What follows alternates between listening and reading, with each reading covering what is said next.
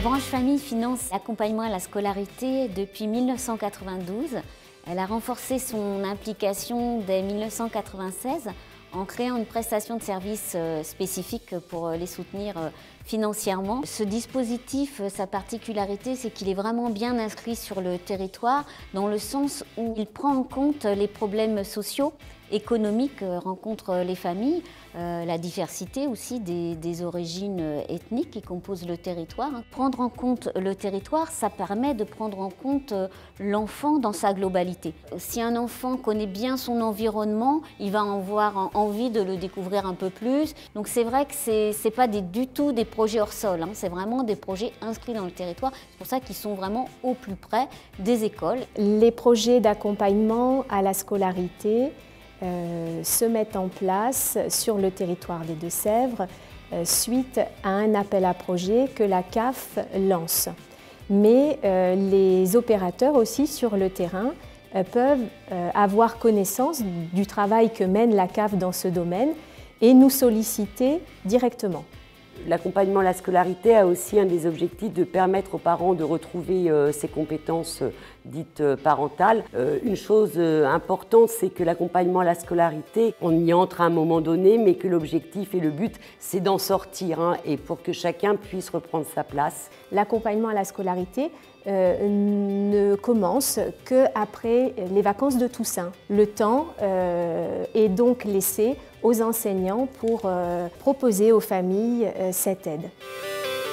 Les activités culturelles sont très importantes dans ce dispositif parce qu'elles nous permettent de faire découvrir aux enfants de nombreuses choses. Avec le théâtre, on travaille sur leur façon de parler, leur articulation, d'apprendre à parler en public. Le principal, c'est qu'ils prennent confiance en eux, qu'ils voient aussi certaines règles de base, comme tout simplement se dire bonjour, se respecter les uns les autres.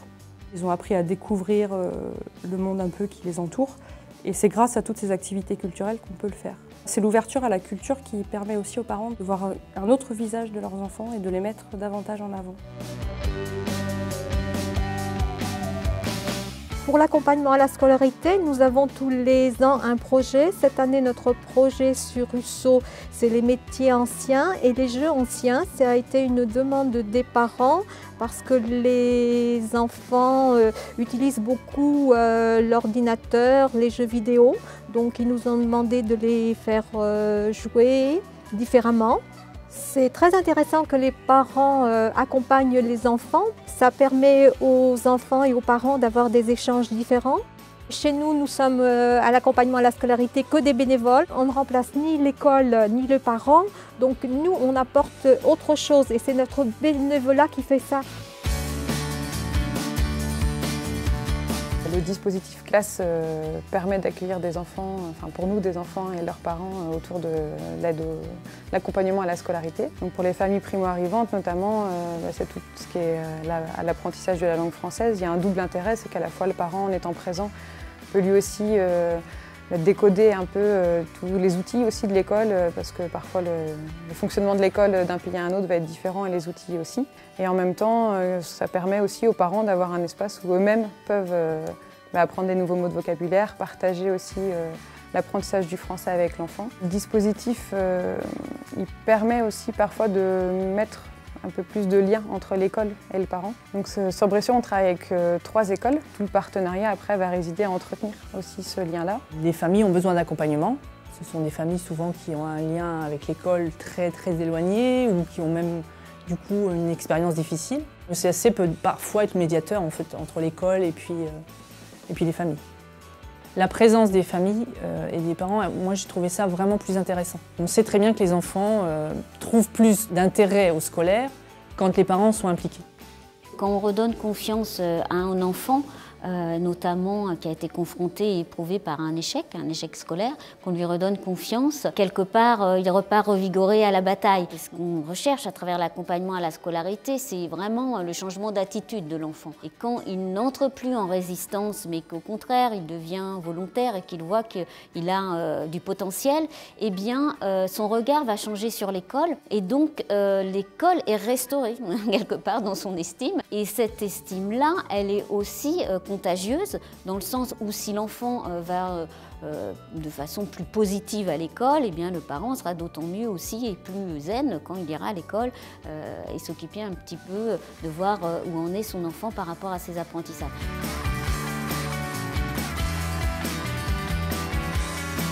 Ben moi, ça m'est venu quand j'ai fait les marchés, parce que j'ai vu que les gamins étaient vachement intéressés, quoi.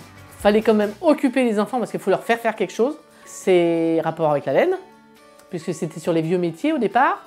Et donc l'autre fois, on avait fait le filage quand je suis allée à Husso. Donc là, c'était découverte des moutons et de ce qui suivait. Les gamins, effectivement, ils sont tous surpris que, effectivement, d'un morceau de toison, on fasse un fil. C'est vachement enrichissant de transmettre, de faire du bénévolat. Les gamins, quand ils étaient venus l'autre fois après Husso, chez eux, ils ont refait ce qu'on avait fait. On avait fait une étoile de laine. Chez eux, ils ont tous refait une étoile de laine. Vu que les activités sur Husso, il n'y en a pas beaucoup, ça leur permettait d'avoir des activités, des sorties, de découvrir des choses. Des sorties comme ça, c'est vrai qu'effectivement, on n'en ferait pas en temps normal, que là, du coup, ça nous permet de partager des choses enrichissantes avec nos enfants, quoi. Comme ça, après à la maison, il peut y avoir un échange plus constructif, quoi. On a eu un morceau de laine, on l'a recouvri avec du savon et de l'eau, on l'a aplati, après on est allé le rincer, on l'a mis à sécher. En fait, c'était des tubes où il y avait des colorants et il fallait mettre dessus la laine. Je suis contente, très contente, méga contente. J'aimerais bien aller encore chez Mamie Jojo. Nous, on a produit des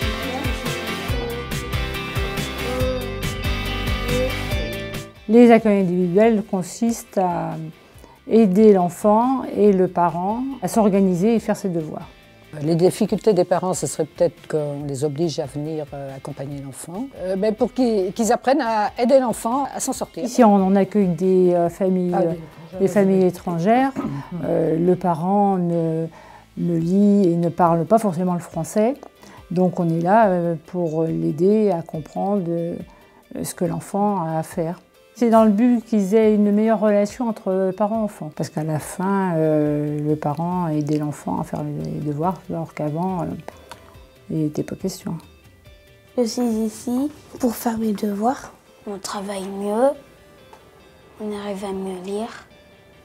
J'aime bien être là, avec mes enfants. Ça m'apporte qu'ils viennent ici et ils font leurs devoirs, sans qu'ils soient criés dessus en fait. Parce que quand tu fais passer les devoirs à la maison, il crie quand je fais mes devoirs. Quand je faisais les devoirs avec lui, il ne voulait pas et il criait. Il y a aussi le samedi matin qu'ils vont au centre social. Oui, le samedi matin, on va lire un livre aux centres sociaux avec Amélie ou avec d'autres animatrices.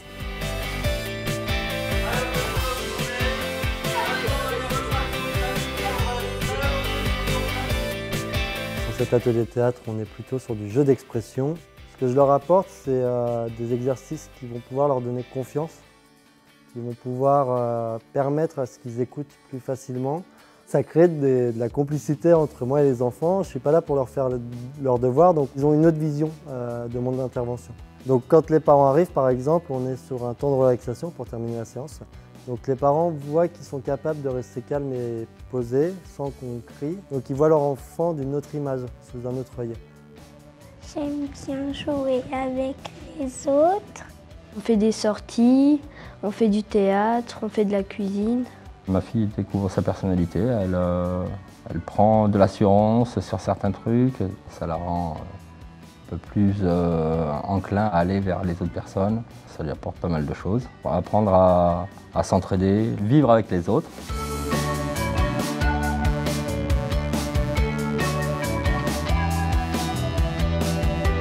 Le fait de travailler avec les enseignants et les acteurs socio-éducatifs et les parents autour de l'enfant permet d'avoir cette approche globale de l'enfant, cette approche globale dans son environnement.